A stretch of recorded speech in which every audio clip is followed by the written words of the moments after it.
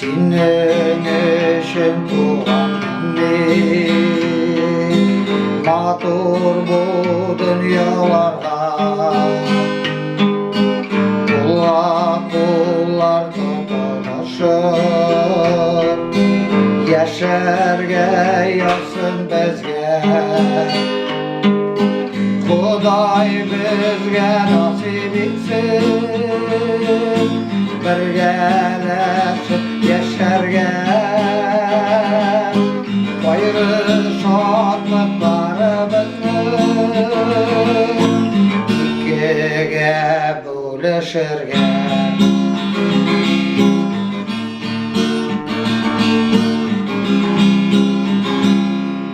Senda meni beshigina dunyoga tug'ansınlar Senigina suygan bag'rim yozmish ulay yozgandir Xudoy bizga nasib etsin birgalashib yasharga Xayri shodliqlarimizni ikkiga bo'lishirga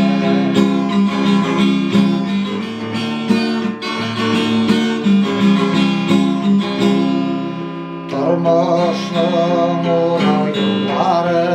yo'llarin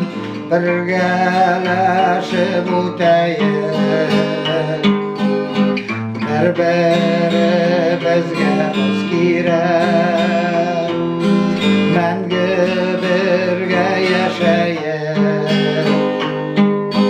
Xudoy bizga nasib etsin birgalashib yasharga Xayri shodliqlarimizni ikkiga bo'lishirga Baxtli bo'lamiz, shodliqli bo'lamiz, xayri hasratlar ko'rmayin Xudoy sizga nasib etsin birgalashib yasharga Xayri shodliqlarimizni ikkiga bo'lishirga Xudoy sizga nasib etsin birgalashib yasharga Xayri shodliqlarimizni ikkiga bo'lishirga ikkiga bo'lishirga